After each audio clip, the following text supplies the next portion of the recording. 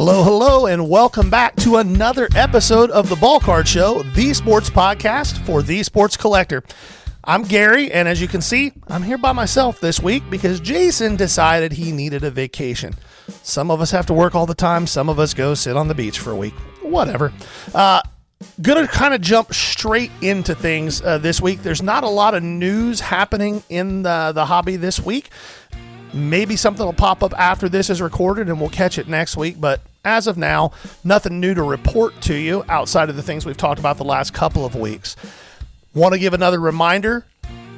Tonight, 7 p.m. Eastern time, Whatnot, be there or be square. I will be running the show by myself. Jason had a solo show a few weeks ago, and I've got one this week. Vacations. We'll see how that goes. We've got some really cool stuff for you, though. If you were in our show last Thursday, you saw a ton of game-used late 90s to mid-2000s stuff. There's going to be a decent amount more of that kind of stuff tonight. So we really appreciate all of your support and coming out and hanging out with us on Thursday nights on Whatnot. Let's dive in. Value box. Jason told you last week that this week was going to be all about prospecting. We figured this would be a great time for me to geek out over the part of the hobby that I enjoy the most, since Jason isn't here to be a bummer on it when I do.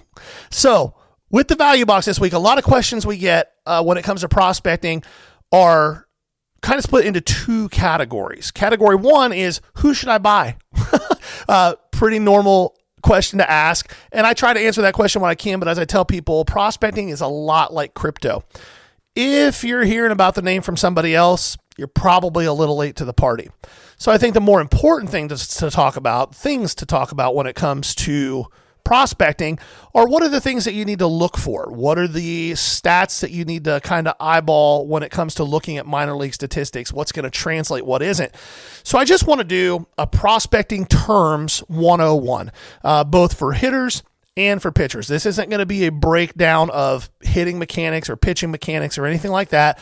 That's something that would just be way too long and way too in-depth that you can't cram 30 years worth of experience and knowledge into a 30-minute video. But what we can do is talk about a lot of terms that you may see that you might get a little bit confused about. So first things first, let's talk about the grading scale that is used when you're talking about prospects and you're talking about baseball players.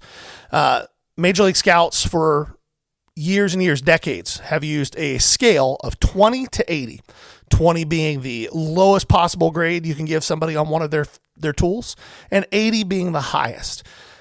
If you're researching prospects and you see somebody handing out a lot of 80 grades, my advice would be to ignore that person because they really don't know what they're doing. 50 is the average. So if you see a tool graded at 50, say somebody has a 50 hit tool, that means that they are average at putting the barrel of the bat onto a baseball. It doesn't mean that those hits are going to go out of the park. It doesn't mean they're going to be extra base hits. But when the ball is swung at, they're pretty good at putting the bat on the ball. If you see 60, that's considered a plus tool. They're above average. 70 would be plus plus, and 80 would be top of the scale. There's not a lot of 80 hit tool guys out there. Luis Arias is one. One of the rookies this year appears to be one. That's Jacob Wilson in Oakland. But it's a very rare to see an 80, a true 80 grade on anything. If you see that a bunch from a prospect evaluator, then they're just fluffing things. So that's how the scale works. The things that are graded on the scale, if you're a hitter, there's 5 tools that are usually graded. There's a 6th tool that some evaluators use called plate discipline. A lot of times that's just baked into the hit tool though, and that's how I do it. So the tools that you're looking at for a hitter are hit, which is your contact ability, power, which is exactly what it sounds like, how hard can you hit a baseball. Doesn't have anything to do with how far you can hit a baseball. It has to do with how hard you can hit a baseball. Throw, which is arm strength, and then speed and fielding. So those are your things that you're looking at. If somebody is a 5-tool player, you'll hear that reference sometimes. That's somebody who's above average in all 5 tools. Pretty rare. Pitchers are graded by pitch. So each pitch that they have in their arsenal is graded. on the same scale, 20 to 80. And then they're also graded on command. So they really have two categories, but one of the categories, the pitches, is broken down into their pitches. If a pitcher only throws 2 pitches, he's going to have 3 grades. If he throws 5 pitches, he's going to have 6 grades. If he's Yu Darvish, he has 800 grades. If you're a baseball guy, you got that joke. If you're not, you didn't. No big deal. Yu Darvish throws a lot of pitches. So hopefully that helps from just an understanding of how prospects are graded and even how major league players are graded.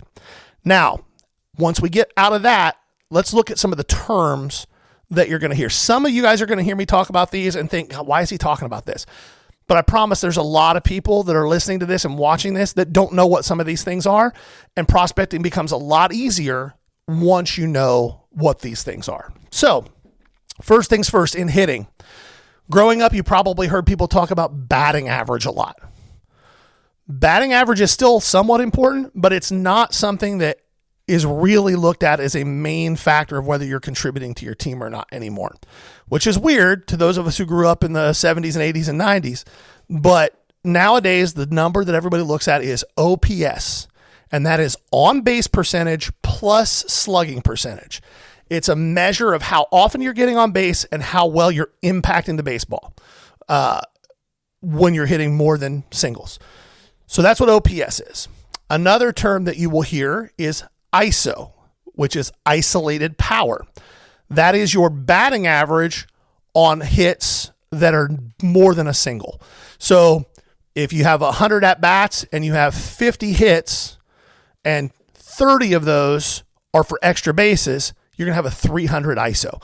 That would make you the elite of the elite when it comes to hitting for impact and hitting for power. Anything over 200 in ISO is considered really, really good. EVs, exit velocity. Exit velocity is exactly what it says it is. How fast is the bat hitting the ball? How fast is the ball when it leaves the bat?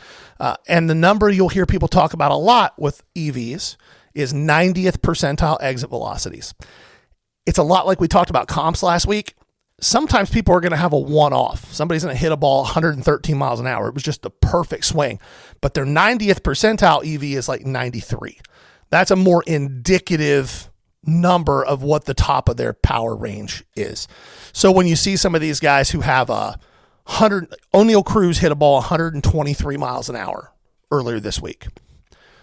The fastest ball that's ever been hit off of a wood bat in a major league game. 123 miles an hour. Technically, it was 122.9. 123 miles an hour. His 90th percentile EVs are like 104, which is still super elite, but you can't count on him to hit 123 miles an hour every time. K rate is exactly what it sounds like. What percentage of the time is a prospect striking out in his at-bats? Anything under 20% is pretty good. Under 15% is elite. And if you have under 15% with a lot of power, you're talking about a super high-end prospect. Chase rate is another really important term that is indicative of major league success. And again, it's what it sounds like. How often is a prospect swinging at a pitch that is outside the zone? How often are they chasing a pitch? That comes into play in accordance with these next two terms, and then we'll be done with hitting. In-zone contact rate. So when a pitch is in the zone, it's a strike. How often is the player making contact with the ball? That doesn't mean it's a hit. Foul balls count too. How often is the bat making contact with a ball when it's in the zone? Over 80%, really good. Over 90%, elite of the elite. Out of zone contact and is what it sounds like as well. When a player chases the ball, how often is he hitting it? Last week on the Lookout, we talked about Jack Caglianone. Jack Caglianone does chase a lot. However, he puts the bat on the ball 60% of the time when it's outside of the zone, which alleviates that chase rate to an extent.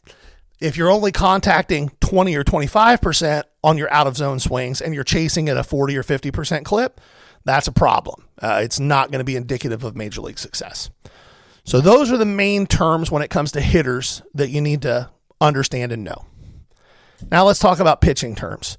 These get weird, and a couple of them are going to be confusing. I will do my best to explain them as well as I can, and if I don't do a good enough job, comment. We'll try to answer it and get a little bit more in depth. First one is velo, which is just what it sounds like, velocity. How fast is a ball being thrown? And that applies to all your pitches. And the difference between your fastball and your changeup, especially if they tunnel well and look good together, is a huge indicator of success down the road. This is the one that I think really messes with people's heads. And it's a relatively new terminology. And since Pitching Ninja and StatCast became a big thing, it's called IVB. IVB stands for Induced Vertical Break. Now, that does not mean that as I throw a pitch, it actually goes up. What it means is, compared to a pitch without any spin, a pitch without any spin at a certain mile an hour is going to drop an expected amount from the time it leaves the pitcher's hand until it hits the catcher's hand. That might be 2 inches. It might be 9 inches. It might be 1 inch, whatever that is. Induced vertical break is the difference between that expected movement on the pitch and the actual movement on the pitch.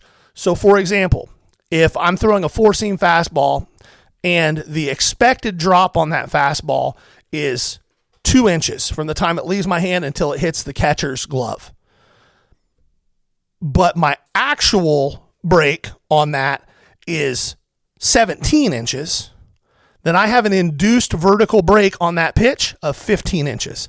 That's really good. What that means is the batter's brain is expecting 2 inches of drop, but the pitch drops 15. You'll see guys with IVBs on their fastballs at 17, 18, 19 inches. That is elite stuff if it can be controlled. So that's induced vertical break. I know it's kind of a weird one, and it's in the weeds a little bit, but it's big when evaluating pitchers. Spin rate. How many RPMs are on the ball on a given pitch? A knuckleball in a perfect world has 0 spin rate. A fork ball like Roki Sasaki or Yoshinobu Yamamoto throw might have 3,200 RPMs. The spin rate is exactly what it sounds like. The more spin, the more movement. Again, when combined with good control and good command, you got special stuff. You also are seeing guys that have crazy spin rate and crazy induced break, and they can't find the strike zone. So they all come into play together. Arm slot. You'll hear guys talk about arm slot. That's just what the angle of the arm is as the ball is being released compared to other pitches. The best pitchers are going to be able to throw the same pitches from the same arm slot, and then they're going to be able to throw their secondaries from the same arm slot so that it messes with a hitter's head. If my arm looks the same, my hand looks the same until the ball releases, I don't have very much time to make a decision on what that pitch is doing. So the better a pitcher is at maintaining their slot, the better the end result is going to be. Last but not least is release point. Now, I'm a big believer that release point is a way more important statistic than a lot of people think it is. And here's why. We're going to actually talk about a guy later in the lookout that this applies to. If I'm a pitcher and I don't throw 100 miles an hour, which not a lot of guys do. A lot of guys throw 95 plus, but not a lot of guys throw 100. If I don't throw 100, let's say my fastball sits at 93. If my fastball sits at 93, but I release the ball further down the mound than the guy who throws 96, that extra 2 feet that I'm releasing the ball down the mound is going to make that 93 look like 95 or 96 to the hitter. That makes sense. So for me, when I'm looking at and evaluating pitchers, how far down the mound are they coming at that release point? How high is the release point? Doesn't apply as much to the submarine guys. There are not a lot of those guys anymore, although you get a few every year. But in general, that release point and how far down the mound you are matters. So those are the big things when it comes to pitching. At this point, I'm assuming you know what terms like whip mean. So if you don't, comment that and we'll answer that. So that's the value box for this week. Relatively quick, but it hit the high points so that you kind of know what we're talking about on the rest of this. So now let's go ahead and jump into the extended version of the lookout. If you're a loyal watcher and listener to the podcast, you know every week during baseball season, we do a segment where I highlight a player that I think is going to get called up very soon. That's called the lookout. This week, we're doing it a little bit differently. This week, I wanted to take the approach of the last two releases of Bowman, so 2024 draft and 2025 Bowman baseball. And I wanted to talk about guys who are the chase guys in those products, and then a secondary guy from each team that might be worth chasing. I did this with Anthony Volpe in 2020 when Jason Dominguez was the big chase for the Yankees. Everybody was getting into breaks. Everybody wanted Jason Dominguez, and people kept hitting Anthony Volpe's, and they were giving away Anthony Volpe's because they just wanted Jason Dominguez. I can't tell you how many base Anthony Volpe autos that I bought for $20 to $30 that 2 years later I sold for $400 to $600. I'm not promising you that any of the guys that I highlight today are going to do that, but what I'm trying to do is show you that there are value in these teams outside of the chase. And if you just follow breaks, this was really easy back in the day with Facebook breaks, but even on TikTok breaks and things like that, if you see somebody buy a team, reach out to them and say, hey, you bought the Reds in 2024 Bowman draft. I see. Are you chasing Chase Burns? Yeah. Well, hey, I'm actually looking for this other guy. If you hit any of him and you want to sell him, hit me up. He's not big, but I just like him. You will be shocked at how many people will sell you this stuff at a reasonable price. So without further ado, let's jump in to this version of the lookout. And we are going to start with the episode, with the example that I just talked about. And that's the Cincinnati Reds. So 2024 Bowman draft, we're going to talk about 4 players, really 8, but 4 players. And then we'll do the same thing for 2025 Bowman. So Chase Burns was the big chase for the Reds. Really good player, will probably be up later this year at some point. He's a pitcher. However, the guy who's worth chasing is a guy named Mike Sirota. Now, Sirota is no longer with the Reds. He's with the Dodgers. He was traded in the Gavin Lux trade from the Reds. He was a 3rd-round pick for the Reds in 2024. Now, outfielder, let's just talk about what he's doing, okay? He should be in Double-A within the next week or two is my guess. But he's hitting .374 with 9 home runs, 33 RBIs, and an 1159 OPS so far this year. Really fast, has legitimate power. There was questions about the bat to ball. There don't seem to be very many questions there. I've currently got him graded out at a 45 hit tool. I think he can get to a 50 to 55 hit tool. 55 power, and that's in-game power. 60 speed, 50 arm, 50 field. So he projects as an everyday outfielder. And I do think he can stick in center. He's fast enough to do that. His base autos right now are going for $30 to $35. His color, it kind of goes all over the place, but his base autos are $30 to $35 in 2024 Bowman draft. So the chase for the Reds was Chase Burns. Worth chasing, Mike Sirota.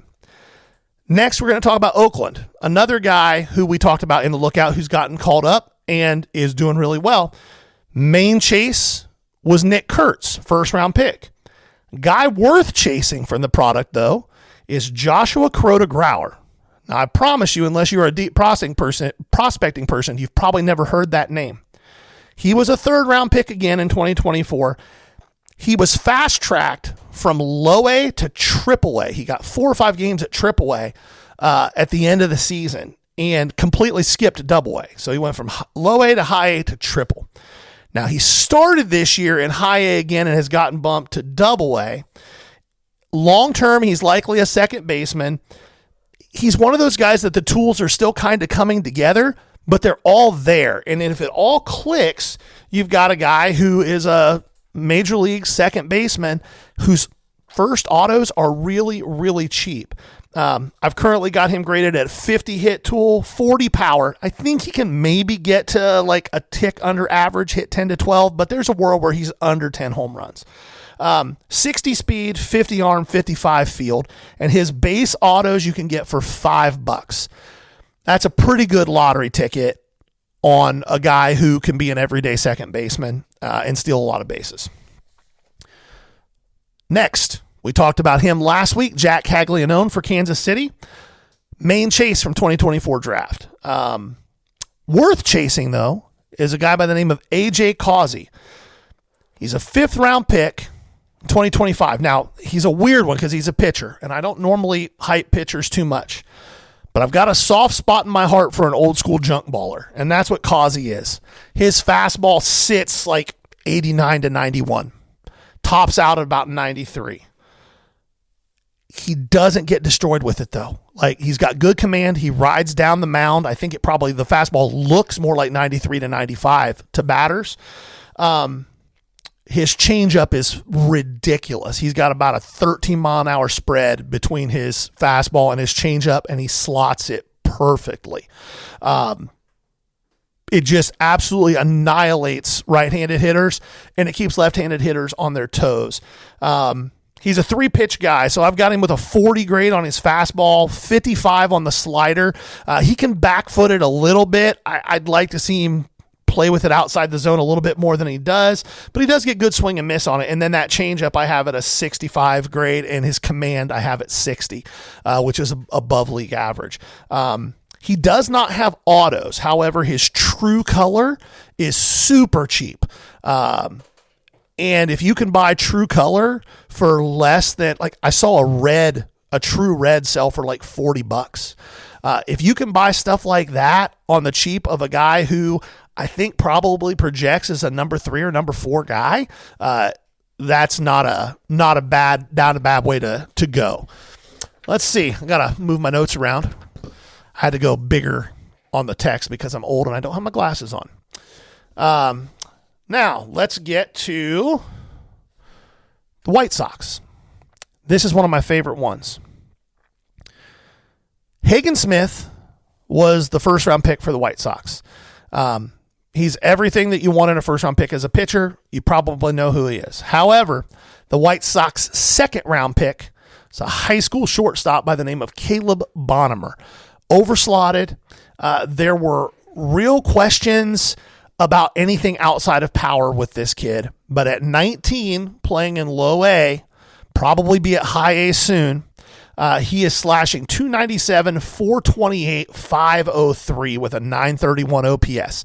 Now, here's the part about this that's really impressive to me. His 90th percentile EVs are in the low hundreds, like 101-ish. He hits the ball on the ground way more than he should. If he can get that ground ball rate down into the 35 to 37% range instead of the 50% range where it sits right now, the ball's going to start flying out of the park. He's hit 4 home runs. His strikeout percentage is under 30. It's like 26.8. But his walk percentage is also really high. He's got a 20% walk rate. And he's only 19 years old. His base autos do $20 to $25. On a good day, you can get them a little bit cheaper. I don't know how long they're going to be that cheap because the kid looks like he's the real deal. My grades on him right now are 45 hit. I do think that future, I'm still kind of baking in a little bit of the concern there, but future value there could be 50. 55 to 60 power, 50 speed, 55 arm, 50 field. I think long-term he probably ends up at 3rd base where he will be an above-average defender. And like I said, his base autos are $20 to $25. Last one for 2024 draft is kind of a weird one because both of these guys were hot at different times. The main chase currently for Bowman draft for the Red Sox is Christian Campbell. Christian Campbell made the bigs this year out of spring training and signed an 8-year deal right off the rip. He was their minor league player of the year last year. He might have been the minor league player of the year period last year. Don't quote me on that, but I think that's the case. However, there's another guy that Boston drafted and then traded away in the Garrett Crochet trade along with Kyle Teal and Chase Madrith, and that's Braden Montgomery. Braden Montgomery, 1st-round pick, switch hitter with pop from both sides. Good feel for the barrel. He was a 2-way player in college, really live arm, but he didn't have enough of an arm to consistently be a major league pitcher or to try to go 2 ways, so they just made him a hitter. but he's got a absolute hose for an arm. So long term, he's going to be a really good corner outfielder. Doesn't have the speed to play center, but he's going to be a really good corner outfielder defensively. He should climb really fast in 2025. So far this year, he's hitting 280-ish. I didn't write down all of his numbers just because I think people are somewhat familiar with him, but it was really interesting to me to note that his base autos are down to about 30% of what they were at release. My current grades on Braden Montgomery are 50 hit, 60 power, and those are pretty identical from both sides of the plate. 55 speed, 70 arm, and 55 field. His base autos right now are doing $50 to $55. I've seen sales as low as 40 and as high as 70 in the last 30 days, but those are outliers. In general, $50 to $55 will get you a base auto of a guy who, when the product released at the end of last year, that auto was doing $150 to $160. And as he climbs and continues to perform, there's every chance that it gets back to those numbers. So that's the four I wanted to talk about in 2024 Bowman Draft. Now let's talk about the newest release product. And this one, you're not going to see as wide of a spread on the numbers, but you want to definitely be aware that some of these numbers are going to drop even further as Bowman Chrome comes out later, but keep an eye on these names. So let's talk about the Red Sox again. We just talked about the Red Sox. Let's talk about them again. The main chase for the Red Sox right now is Josnixon Garcia. Now, I'm not even going to try to spell his name verbally here. You'll see it on the screen. His nickname, though, is The Password. And that's because that name is so insane. Really good player, expensive, and he's really making a show so far this year. But the guy worth chasing is Franklin Arias. Arias is 19 years old. He's playing 2.5 years under the average age at high A. Really smooth defender with a feel for the bat. And he's projectable enough and young enough to envision like legitimate power as he develops. But right now he's slashing 349, 401, 459. He has an 860 OPS without much in the home run category. Here's the thing, and this is where he becomes elite in my mind. He's striking out 12% of the time. It's actually like 11.8%, which is insane for a 19-year-old playing at high A. Like, he just doesn't chase the ball at all. And if it's in the zone, he's going to make contact with it. I saw several at-bats where he struck out looking on pitches that were 8 inches outside the zone. As a coach, as somebody who's looking at a prospect, you look at that and go, I'll take that. That's fine. He's not supposed to swing at that. The umpire makes a bad call on him. Current grades, I do think, one last thing before I get into his grades. He's a shortstop right now. He's not going to be long-term. I think he ends up at second base where he'll be slightly above average defensively. He's not going to be a Gold Glove second baseman, but he's not going to hurt you there either. But he's going to be a spark plug at the top of the order in a couple of years.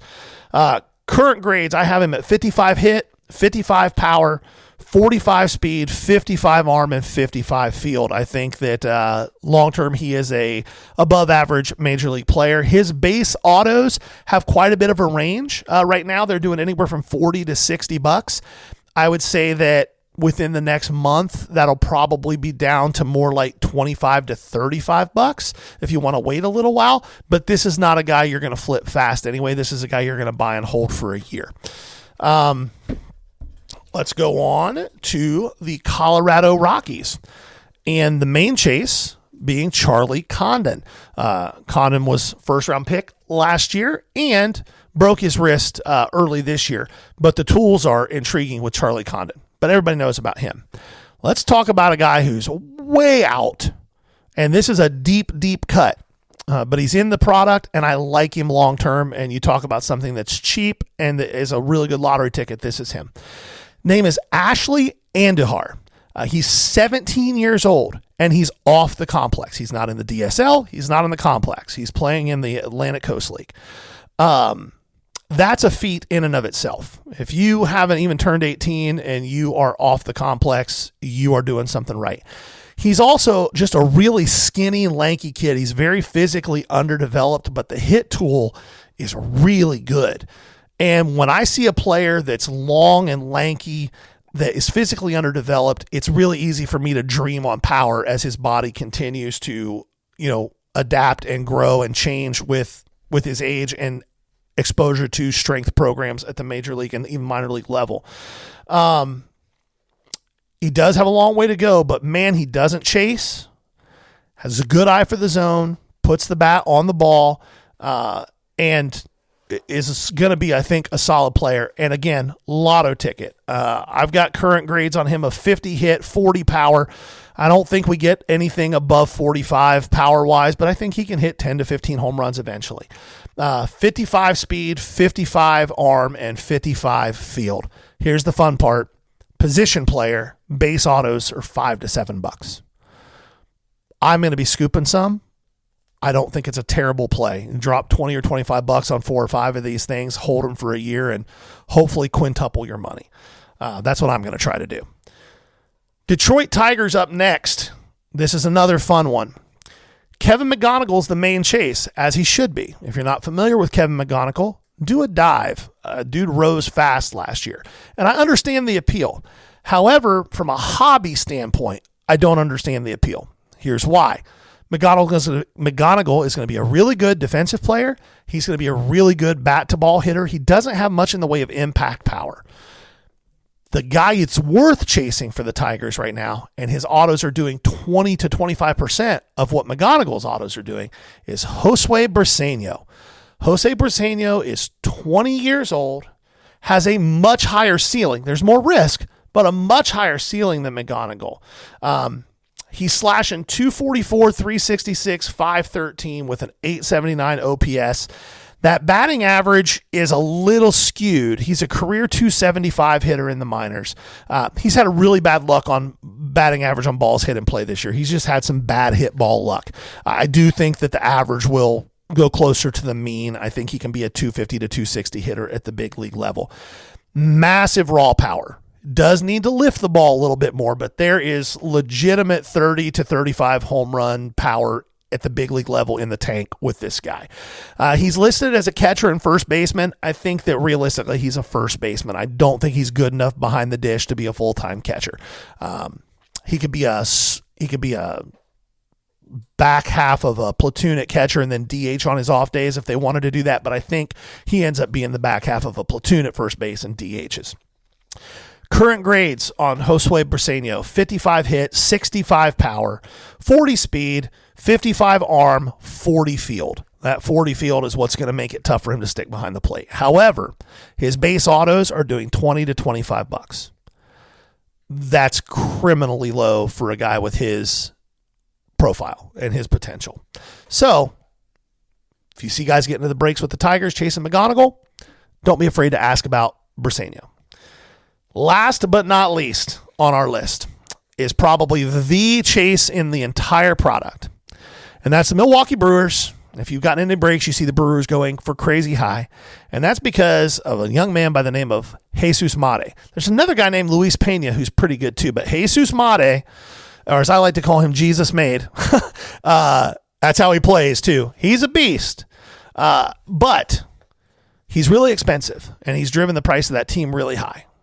And so you might be able to reach out to some guys and help them get some of their money back by asking if they're selling any of their Joffrey Rodriguez. Again, a guy who's no longer with the team. He was traded to the Red Sox for Quinn Priester. He's 19, real potential here to be a 5-tool player. He flashes all 5 tools. It just hasn't all come together yet. But I've got him currently graded as a 50 hit, 50 power, 55 speed, 55 arm, 50 field player. It's a little bit of a struggle at low A, but again, at that level, it's a lot more about the inputs than the outputs. I'm looking a lot more at what's happening than what the result is. Minuscule chase rate, like sub 10% chase rate, and great eye for the zone. Those things are going to serve him well as he climbs.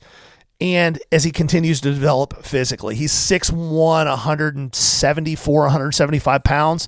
I think realistically that body ends up being closer to 190 to 200 pounds. And if that happens, the power could jump to 55. And if the hit tool gets to 55 as well, you're talking about a guy who is a really, really solid, above average major league player. His base autos in 2025 Bowman baseball are doing $10 to $15. So those are the guys I wanted to talk about. Hopefully you kind of see the strategy here, which is find a chase team, find a player that isn't the chase who has really good long-term potential, and try to scoop that guy up. And a lot of times you can do that just by reaching out to the guys who are paying $1,000 for the Brewers in a case break, and they need to recoup because they didn't hit Pena or Mate. So you can try to buy their Joffrey Rodriguez. Hopefully that makes sense.